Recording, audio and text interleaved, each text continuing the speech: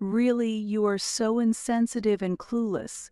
Can you hurry up and proceed with the divorce with Thomas? My in-laws always hurl abuse at me and make demands. And recently, the word divorce has started to come up frequently. Paula, you said something terrible and it made my mom cry.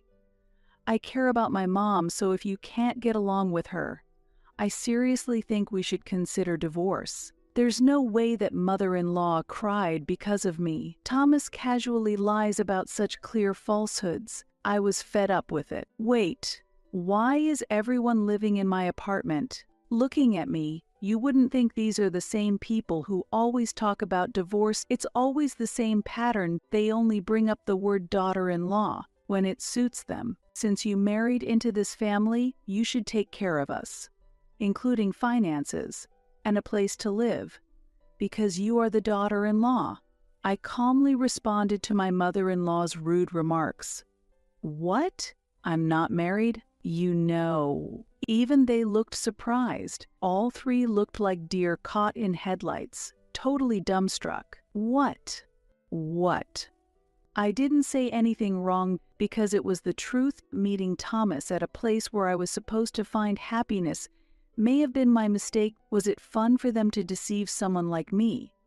A naive and foolish woman in her 40s who mistook their feigned kindness for affection? They used me like a slave, demanding money. Had they ever seen such lowly figures reflected in the mirror? Their laughter sounded like the loud cackles of demons. I hope they continue laughing as they go to hell. I hope they suffer greatly. I will never forgive them. My name is Paula Miller, a 40-year-old housewife. Last year, in my late 30s, I married Thomas, whom I met at a matchmaking party.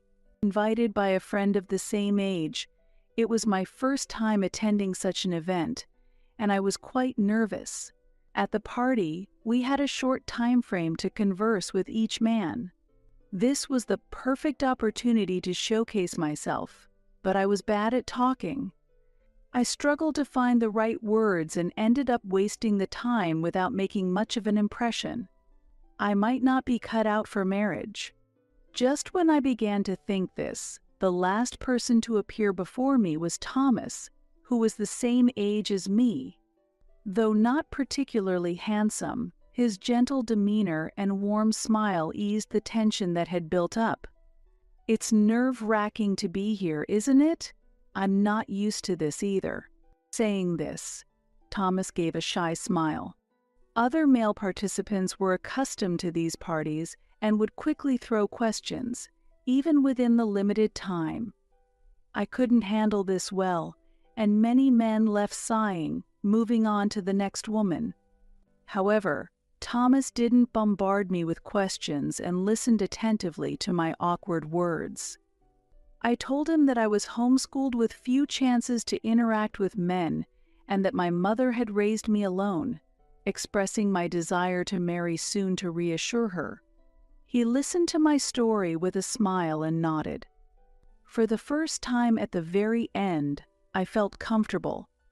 However, Thomas was popular, and during the free time, he was constantly surrounded by other female participants. There were many women here wanting to marry. I might miss my chance while I hesitate. Just as I gathered the courage to speak to Thomas, the bell rang to signal the end of free time. It's over. I didn't do anything. In the venue, those who became a couple received applause from everyone. As we were about to leave the venue, and while I was being comforted by the friend I attended the party with, an announcement came. Thomas and Paula Miller, you are a couple. Congratulations. Thinking it was my last chance, I had written Thomas's name under. The man I was interested in. Surprisingly, Thomas had also written my name.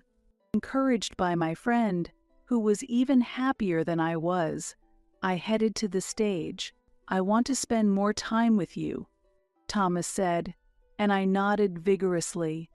As applause filled the venue, we were officially established as a couple. Being considerate of the situation, my friend left first, and Thomas and I continued our conversation at a family restaurant. I also want to reassure my parents. Actually, I was also homeschooled, so I'm not sure how to interact with women. That's why, when I thought how similar we are, I became interested in you," Thomas said shyly. I grew even fonder of him as he spoke. Later, we talked about our favorite music and the activities we were involved in during our student days. Surprisingly, Thomas participated in theater in his high school days. I used to gather with friends who aspired to be actors, and we would film short dramas on our smartphones. Embarrassingly enough, I once had such dreams too. Thomas smiled shyly as he spoke. That was how Thomas and I met. From there, our relationship began. Since we met at a matchmaking party, our relationship progressed with marriage in mind. Soon after we started dating, I had the chance to meet Thomas's parents. Both were like Thomas, greeting me with kind and gentle smiles. I thought they might expect me to become a housewife once married, but neither Thomas nor his parents criticized the idea of me continuing to work. My mother lived far away, and I couldn't visit her often, but his parents were gracious and warmly told me not to worry about it. I learned that his parents had also pursued theater and had met in a drama troupe. Understanding that Thomas's aspiration to become an actor was influenced by them made sense. Looking back, I should have realized it then. I was completely oblivious to the fact that everything was just an act, and I proceeded to marry Thomas. That was the beginning of hell for me. I never had a father, and my mother worked tirelessly to raise me alone. Perhaps because of that, I strongly desired a warm family environment. After marrying Thomas, we rented a 2-bedroom apartment as our new home. Soon after moving in, my in-laws started to visit often, and we spent many enjoyable times together. As far as I can remember, it might have been the first time I ever felt the warmth of a family atmosphere. Not long after, when we visited Thomas's relatives to greet them, they seemed very surprised that he had gotten married. "You know I'm not good with women, right?" My relatives were worried about that too. Thomas said this when he returned home. My relatives, too, must have wished for my mother to find peace of mind as soon as possible. Thinking about it, I felt truly fortunate to have met Thomas and married him. When I called my mother to tell her we had submitted our marriage registration, I could hear her crying tears of joy on the other end of the phone, and I felt relieved that I could finally repay her kindness. Paula, thank you so much for marrying Thomas. From now on, we are family, so please treat us like your own parents. My mother-in-law said this kindly, and I felt like I was about to cry. With a kind husband and in-laws, and the ability to reassure my mother, I felt a deep sense of happiness. However, that happiness did not last long. About 3 months after officially marrying Thomas, when I returned from work, my in-laws were sitting on the sofa in the living room. I thought, that's unusual because my in-laws, who had been frequent visitors in the beginning, had been coming less and less recently. Thomas had not yet returned home, and they seemed to have been waiting for me, staring at me as I entered. "Hey, you're late. We're tired of waiting." When my father-in-law said this, I had a bad feeling. It was a slightly aggressive tone that had never been directed at me before. Really, coming home this late even though you're a wife, what a luxury. Have we spoiled you so much that you've become arrogant? I couldn't hide my surprise at these words. They were completely different from the kind words my mother-in-law had previously spoken. Moreover, it was just past 5 p.m., so it wasn't even that late. I couldn't understand why she would say such a thing. What are you dawdling for? Come here right now. We have something important to discuss. Following my mother-in-law's directive, I attempted to sit on an empty spot on the sofa. Hey, who gave you permission to sit? A wife isn't allowed to sit like that. I was scolded for standing and yelled at for trying to sit. I was utterly confused. In front of a bewildered me, my mother-in-law pointed to a piece of paper on the table and said, "For now, could you sign this?" Looking at the paper, I was shocked once again. It was unmistakably a divorce form. What? A divorce form? Why? We just got married. My mind was filled with question marks. I couldn't simply reply okay to the demand to just sign the papers. As I grew increasingly confused, my mother-in-law said, "It's good that you're such a feather-brained daughter-in-law. It was easy to deceive you with our acting. Where did you think such generous in-laws existed? Be happy that you got to enjoy a little bit of happiness. Playing a good mother-in-law is tiring." She then sat down on the sofa and lit a cigarette. I was witnessing a side of my mother-in-law I had never seen before. Even when I was told it was all an act, I couldn't quite believe it. I had never imagined that the kindness and fun times of the past few months were all a performance. As I struggled to understand, my father-in-law said irritably, "Get it through your head already.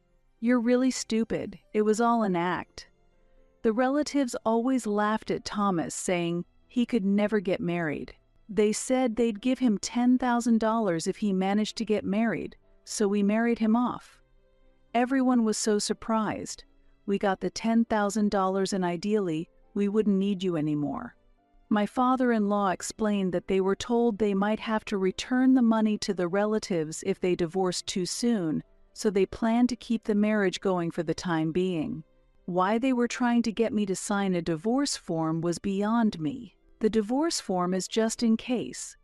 If it weren't for the financial issues, I'd want to divorce you right away. I don't want to leave my beloved son with such a foolish daughter-in-law. Does Thomas know about this? Is he also part of this act? While I was trying to calm down and think, my mother-in-law pushed the divorce form towards me. Looking closely, Thomas's name was already filled in. Did he write it himself? "Paula, if you understand, then don't just stand there. Start preparing dinner. Thomas will be home soon. Make sure you prepare enough for us too. Don't be lazy. Treat us like your real family, will you?" Laughs.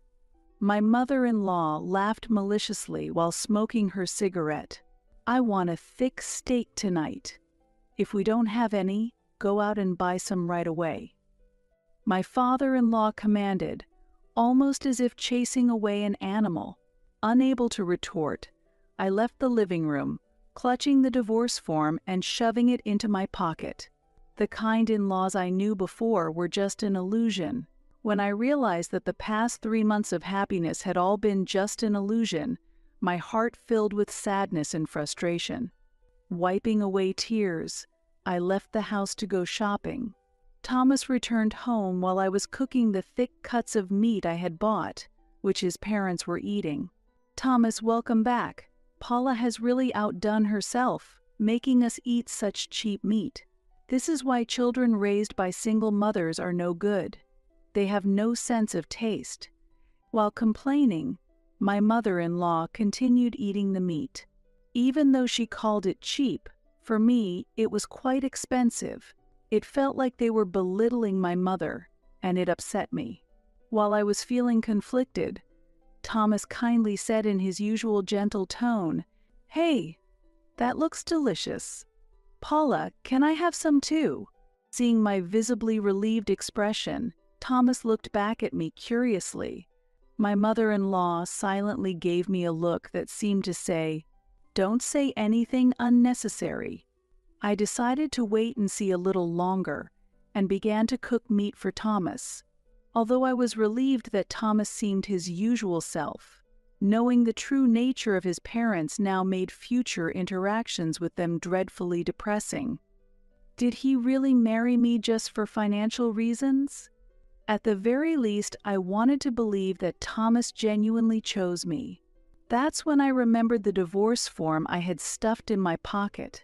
Did Thomas really fill it out himself? I hadn't confirmed it yet, but considering the situation, It's possible that one of his parents had filled it in. If Thomas was unaware, that divorce form should be invalid. If that's the case, it might even lead to legal issues. Why are his parents so desperate to see us divorced? I understand that it might be hard for them to let go of their son, but Thomas is no longer a child. There will come a time when he must leave his parents' home, and if we continue to live together, we might eventually have children. When that time comes, perhaps his parents will change their minds. Also, if I can prove myself as a capable daughter-in-law, they might come to accept me. Thinking this, a glimmer of hope began to appear in my heart. "All right, I'll try a little harder," I murmured quietly as I cooked the meat for Thomas. However, after that day, the attitude of my in-laws continued to deteriorate. I had continued working after getting married but had adjusted my hours to be shorter. My in-laws started timing their visits to be just before Thomas came home, ensuring they had a few hours at our place. Thomas trusted his parents, so they had a key to our house. This allowed them free access to come and go as they pleased. Honestly, their frequent visits were troubling. However, I don't own anything expensive, and I always carry my valuables with me, so I reluctantly allowed them to enter. Every time they visited, they would complain, "How rude of you to make our son live in such a small, old apartment. This place feels steeped in poverty. Don't you know there are much nicer houses out there? It's pathetic being born poor, isn't it? I wish we had a prettier daughter-in-law.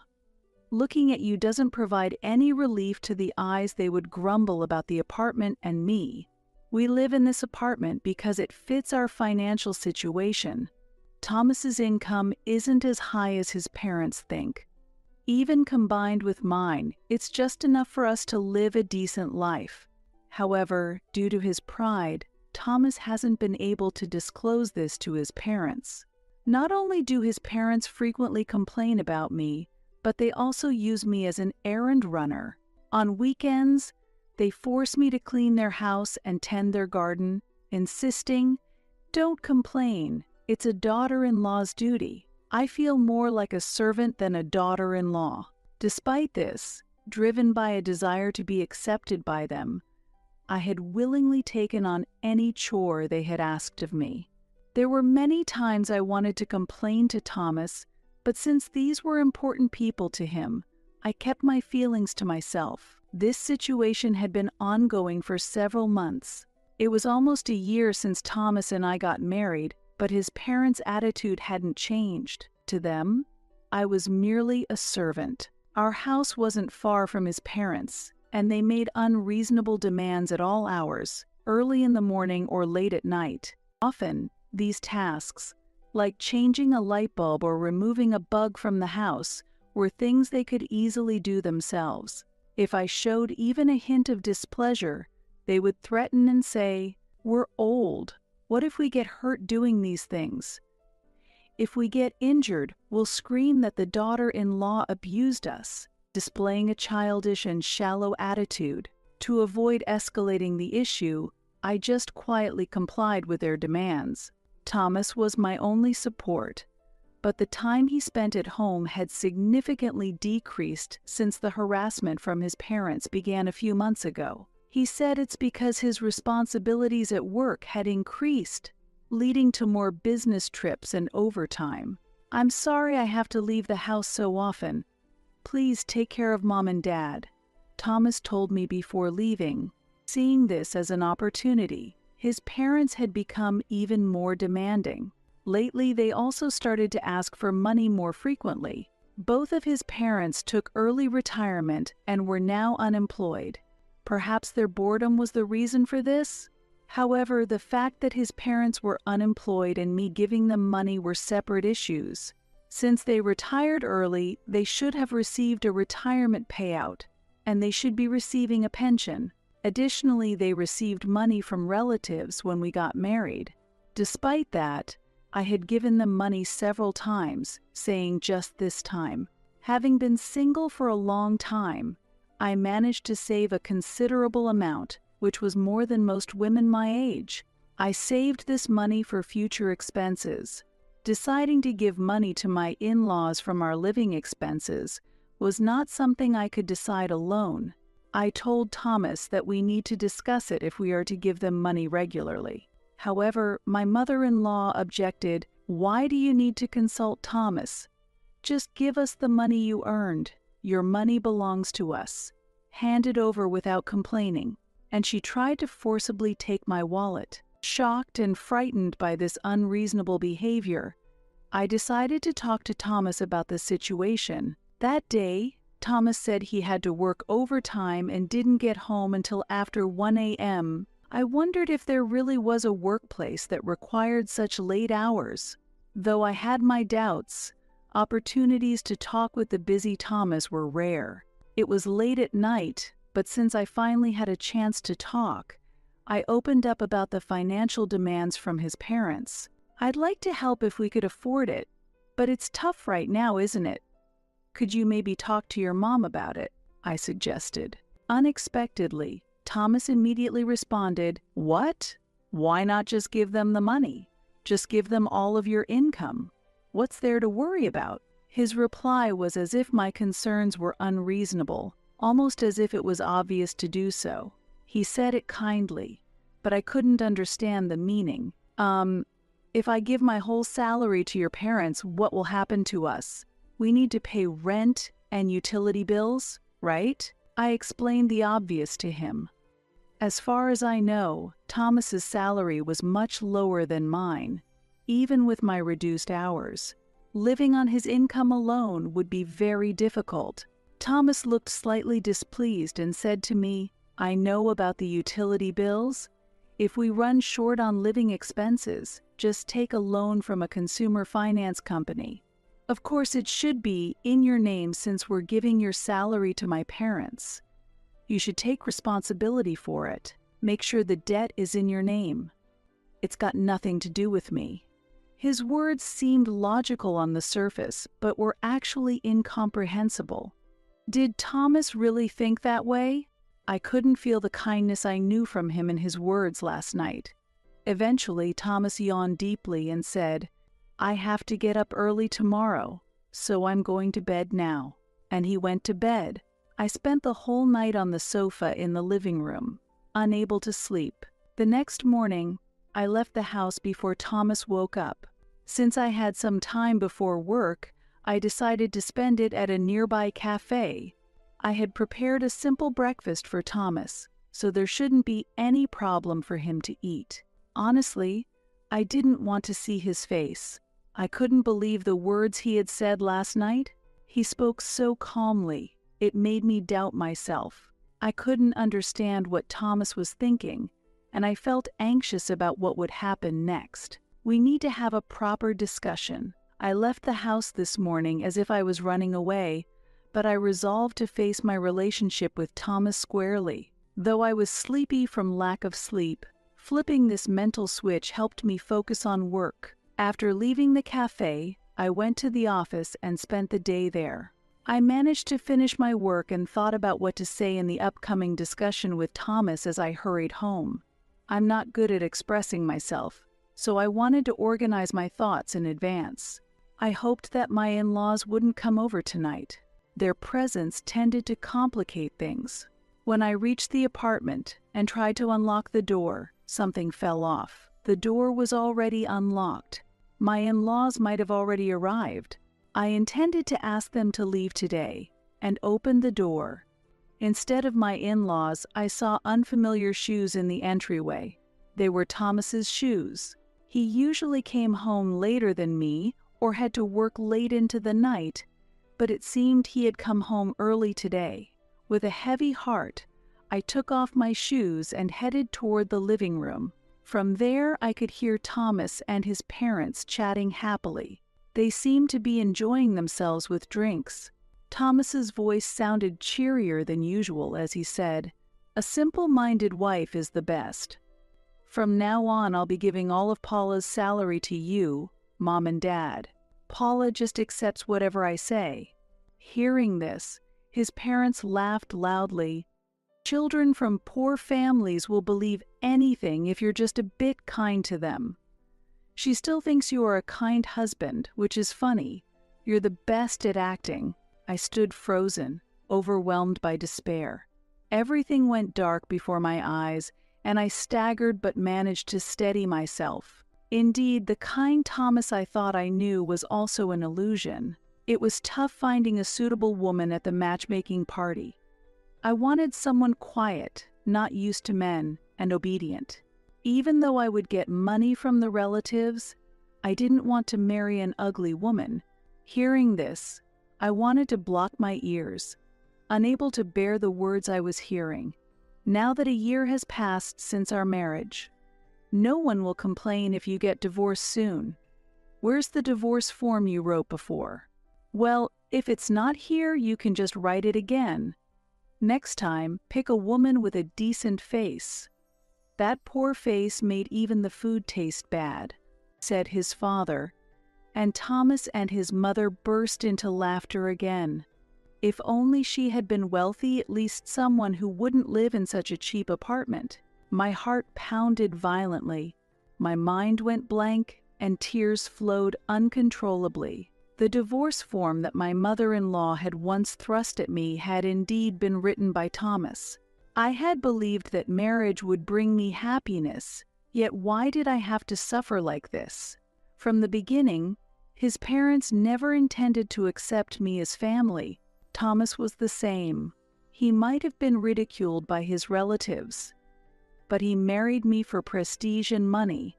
There were times I felt happy and thought I had a warm family, but all of that was just an act, an illusion. Since her mother is a single mom and poor, she won't easily agree if I bring up divorce.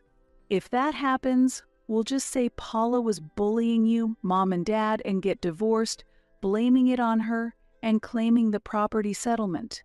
Make sure you put on a great act then, Thomas said, chuckling. Responding as if on cue, his mother said, "Leave the acting to me." Playing a mother-in-law exhausted from being bullied? Easy as pie, as she laughed heartily. I felt as though all emotion was draining from my heart. Beyond the door were devils disguised as family. I felt nothing for these devils. I just wished that they would go to hell. Without entering the living room, I left the house. I decided to spend the night at a friend's place, someone I had gone to the matchmaking party with before. My friend welcomed me warmly, a stark contrast to the demonic nature of my mother-in-law. Meeting Thomas at a place where I was supposed to find happiness may have been my mistake. Was it fun for them to deceive someone like me, a naive and foolish woman in her 40s who mistook their feigned kindness for affection? They used me like a slave, demanding money. Had they ever seen such lowly figures reflected in the mirror? Their laughter sounded like the loud cackles of demons. I hope they continue laughing as they go to hell. I hope they suffer greatly. I will never forgive them. The next morning, I left my friend's place and went straight to work. Thomas showed no reaction to the fact that I didn't come home last night. No calls, no messages. Perhaps he's always been that kind of person. I just hadn't realized it, because there had never been a night when I didn't come home. It took a year, but I'm glad I learned the truth. Now that I know that Thomas and his parents are the worst kind of people, I can deal with them without mercy. After finishing my work that day, I returned to the apartment as if nothing had happened. The living room was still cluttered with the bottles and cans from their drinking the night before, along with bags of snacks and piles of leftover food. I cleaned up quietly, feeling nothing. Thomas didn't come home until after 11 p.m. Without saying anything, I simply headed to my room. The next evening, when my in-laws came over and found me, they demanded as if they had spotted prey, "Hey, we want pizza today. Order from that expensive place near the station, and you pay for it. Your money is already family money." Looking at my mother-in-law's greedy expression, I thought to myself, what a greedy and repulsive face. Even after ordering the pizza, they said, Hey, don't you dare eat any. You eating it would ruin the taste of the pizza. If the taste of the pizza feels off, perhaps it's your taste that's the issue, I thought to myself, but I didn't voice this. I certainly didn't want to look at my wrinkled, unclean father-in-law's face either. Paula, could you leave us alone? We want to eat just as a family today, Thomas said with a sinister smile. He might still think I'm fooled by his act. Unfortunately for him, I knew everything. It felt like continuing to participate in a prank after the secret was out. Moreover, it was clear they were excluding me by saying just the family. I returned to my room without a word. A month had passed since then. Thomas continued to come home late last month, and his parents kept up their verbal abuse, unchanged. Recently, the word divorce started coming up frequently from them. Really, you are so insensitive and clueless. Can you hurry up and proceed with the divorce from Thomas? It seemed Thomas was about to put into action the daughter-in-law bullying the in-laws plan he had talked about before. Paula, you said something terrible, and it made my mom cry. I care about my mom, so if you can't get along with her, I seriously think we should consider divorcing. There's no way that mother-in-law cried because of me. Thomas casually lied about such clear falsehoods. I was fed up with it. It seemed that Thomas and his parents were also spreading rumors of daughter-in-law bullying the in-laws around the neighborhood. Such a despicable family. They would do well to use that energy for something more constructive. With the situation potentially affecting the neighbors, I looked up and saw that the moon had risen. Tonight the moon was unusually red, often considered an ominous sign. Perhaps it was the perfect night to banish demons. That night, Thomas and his parents were enjoying drinks in the living room. I decided to interrupt boldly. What do you want? We're enjoying family time right now. Don't disturb us. My father-in-law tried to brush me off, but I fixed him with a stern look. He flinched for a moment, which I did not miss. Excuse the interruption. I just wanted to let you know that I'll be moving out tomorrow. The moment I mentioned moving out, the expressions on all three of their faces changed dramatically. My mother-in-law mocked. So you finally decided to leave, huh? I bet you can't afford anything better, though. Where are you going? To a cardboard box. Thomas and my father-in-law laughed, and even my mother-in-law chuckled. I couldn't understand what they found so amusing and just watched them laugh. After a pause, with tears welling up, my mother-in-law asked again, "So what kind of shabby apartment are you moving to?" I answered calmly, "Actually, it's a new apartment in front of the station. It's a 4-bedroom, much bigger than here." Thomas and his parents couldn't hide their surprise at my response. "Really? An apartment near the station? But those are expensive to buy." Thomas looked at me, puzzled. "I've been saving to buy a home since before I was married. I decided to use that money now," I said brightly. Thomas began to mutter to himself, seemingly in thought. "Is that so? Okay, got it. Ashem, 4-bedroom. Having delivered my news to them, I couldn't wait to leave this house." Despite their initial disbelief and mocking, revealing my independence and ability to move on without them likely altered their perception. I felt a mix of relief and vindication knowing I was leaving this toxic environment behind. Now, I look forward to starting anew in a place of my own, free from deceit and manipulation. I had very few belongings, so I could move out immediately. As I was about to stand up, Thomas suddenly raised his voice. "Paula, I understand how you feel now. Okay, I've decided. From tomorrow on, we as a family will live together." He looked at me triumphantly for some reason. I had somehow anticipated that he would suggest this. Pretending to be oblivious, I responded to Thomas. "So, you and your parents will live together in this apartment. That's a good idea. Your parents seem to like it here, and they've always wanted to stay. At my words, Thomas frowned and objected. What? No way we're going to live in this old apartment. We're moving to the new 4-bedroom apartment near the station too. Hearing this, his parents expressed their excitement and joy. That's wonderful. A brand new apartment. We should start preparing to move right away. Let poor Paula stay in this old apartment. The new 4-bedroom apartment will be just for us. Since it's your house, make sure you pay the rent. Thomas and his parents ignored me and excitedly discussed their plans. Truly greedy and shabby people. No, they were downright demonic. I asked calmly while maintaining my composure. Wait, why would all of you live in my apartment? Caught off guard by my calmness, they paused for a moment. Why? You're my wife, aren't you? It's only natural for us to live in the new apartment you got. I sighed deeply. To think that these were the same people who had always talked about divorce. It's always the same pattern. They only bring up the word daughter-in-law when it suits them. Since you married into this family, you should take care of us, including finances, and a place to live. Because you are the daughter-in-law. I responded calmly to my mother-in-law's rude remarks. What? I'm not married, though. All three of them displayed expressions of surprise when I made my declaration.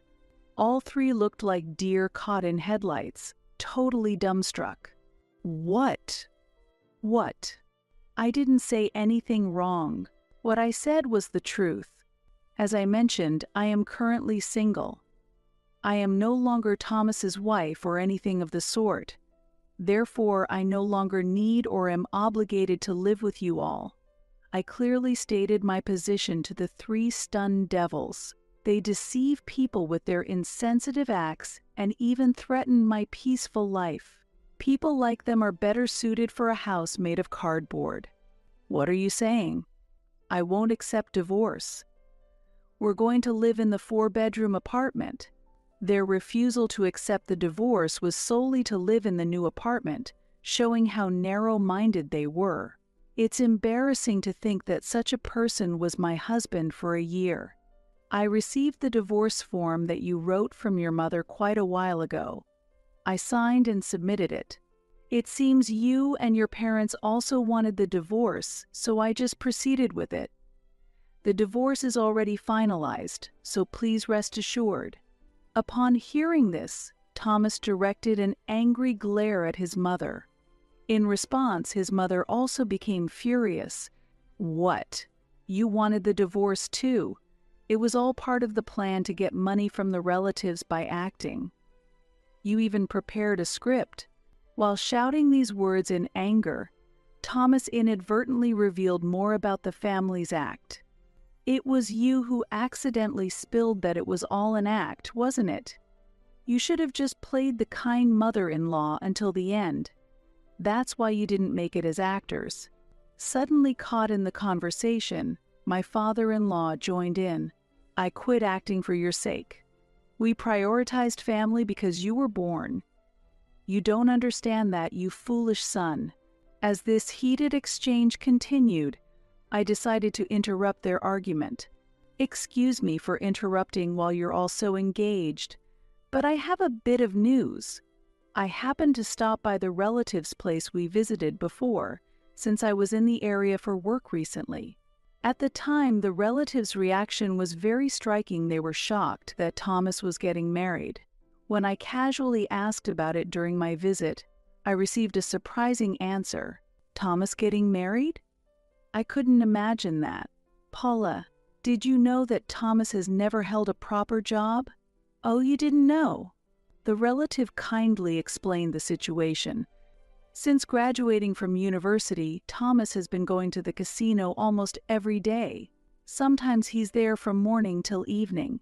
His parents also love the casino, and the whole family has early drink sessions when they win. Oh, you thought he's been working overtime because he's in a responsible position at his company? That could be because he's trying out new machines or visiting new casinos far away. It's terrible. Can't imagine that such a person could be married. Hearing this, all the contradictions were resolved.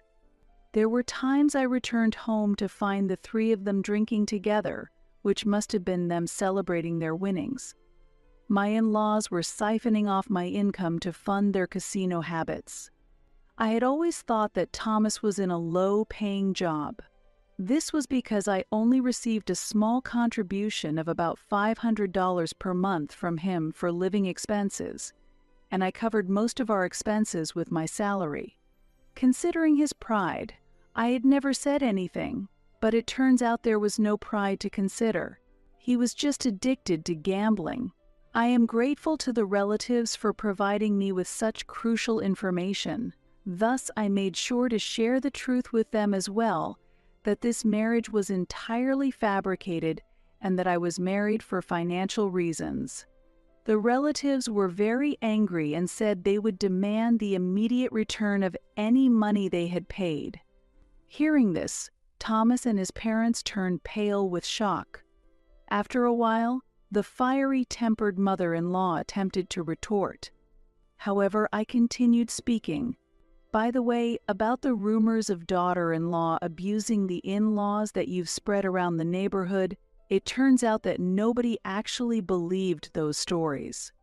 In fact, they felt uncomfortable when hearing such rumors were being spread. Your voices berating me were well known around the neighborhood. I said this with a smile. My mother-in-law, trying to argue, was at a loss for words once again. Feeling a sense of satisfaction, I decided to use this moment to bring up even more important matters. There's something even more important we need to discuss. Although I expect to hear from my lawyer soon, I'll give you an overview now. Thomas, you will be facing claims for a division of assets based on your infidelity. Upon hearing my words, Thomas shuddered in surprise. He must have thought he would never be caught. I heard from a friend who was with us at the matchmaking party. Despite being married, you've been showing up at various matchmaking events almost every day. She even took pictures of you going to a hotel with a woman you met there. While you're trying to push forward with our divorce, you're also looking for your next partner. Your approach is quite careless, isn't it? I've already informed the organizers of the parties that you are married, so you can expect a significant penalty. Upon hearing this, Thomas collapsed to the floor.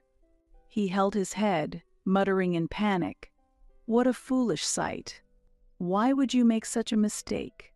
I told you to do it without getting caught." His mother said coldly, "By the way, mother-in-law, father-in-law, I will be seeking compensation from you as well." At this, his parents visibly shook. "Why would you do that? We did everything to make you family. We married our precious son to you, who came from a poor family. Instead of being grateful, you're demanding money from us. That's unreasonable." His father yelled furiously. Still that much energy left? His loud voice was likely heard throughout the neighborhood. It's surprising to hear my father-in-law use the word unreasonable, especially when he himself had taken so many unreasonable actions. On a friend's advice, I had a voice recorder installed in the room for the past month. Your verbal abuse towards me might be legally problematic. I have ample evidence for charges like insult, defamation, and threats. My lawyer will explain the details. Also, recording these conversations is not illegal, so you cannot contest it.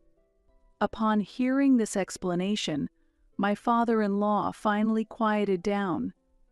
In the end, they were just greedy, facade-maintaining gambling addicts. It seems they've run out of vocabulary to argue against me. As I was about to leave the room, Thomas muttered in a faint voice, "Division. What about the division of property? Isn't half of that apartment mine? It's mine, right?" This was Thomas's last attempt. It's commendable that he thought of the term division of property. Unfortunately, I bought that apartment with the savings I had before when I was still single. Plus, I didn't buy it with our life together in mind. So it doesn't qualify for division of assets. You should give up." Thomas seemed to revive momentarily, but then fell silent again. Both my father and mother-in-law slumped down on the sofa, crestfallen. I am grateful for the brief time we spent as a warm family. That's why the shock was so great when I found out everything was a lie. Also, about the poor single mother you keep mentioning, would you mind correcting that? After the divorce, my mother worked hard and climbed up to become the president of a company. She's still busy and seems very happy, and she is my pride. I plan to live with her in the new apartment. With this, I severed ties with this family. From now on, I intend to thoroughly enjoy the time with my beloved mother, which I couldn't fully experience in my childhood. The room had become completely dark, probably because the light bulb had burned out. Well, it doesn't matter anymore. The contract for this apartment will probably be terminated, and the rest I leave to Thomas. He's an adult, after all. Without any sentimentality, I left the three of them in the apartment and walked away. I headed straight to the new apartment where my new life would begin. Indeed, the higher floors are the best. The breeze feels so nice. I watched my mother happily playing on the balcony in the morning as I grounded coffee beans. Both me and my mother like our new apartment. It's comfortable and we feel at home. There's a concierge at the entrance, and the security is excellent, which reassures us. I was a bit worried that my former in-laws might suddenly appear, but it seems they didn't have the courage to step foot here. According to a friend, Thomas has been banned from almost all the matchmaking parties in this area. It's unfortunate for him, but I had hoped for more severe penalties. In the end, it looks like they have started living together in that old apartment. The house where his parents used to live was evicted due to rent arrears. The apartment was in my name, but I explained the situation to the landlord and had it changed to Thomas' name. They couldn't rent another property with Toma, being unemployed and without an income, but they avoided homelessness thanks to the landlord's kindness. Rumor has it that Thomas and his parents have started working. Thomas, in particular, because he lacks specific skills, is doing simple manual labor. Of course, their income is modest. Currently, through my lawyer, I am demanding compensation from them. It hasn't been long since the claim was made, and whether they will pay properly in the future is uncertain. There may also be times when they succumb to the temptation of the casino. However, I intend to ensure they continue to fulfill their responsibilities. Meanwhile, my mother continued to enjoy the fresh breeze on the balcony. "Mom, the coffee is ready. You said you had a meeting this morning, right?" As I placed her mug on the table and told her this, she looked at me with a pleased smile. "Haha. It's truly wonderful to be with family." I felt the same way. After taking a sip of her coffee, my mother said with a gentle smile, "It's very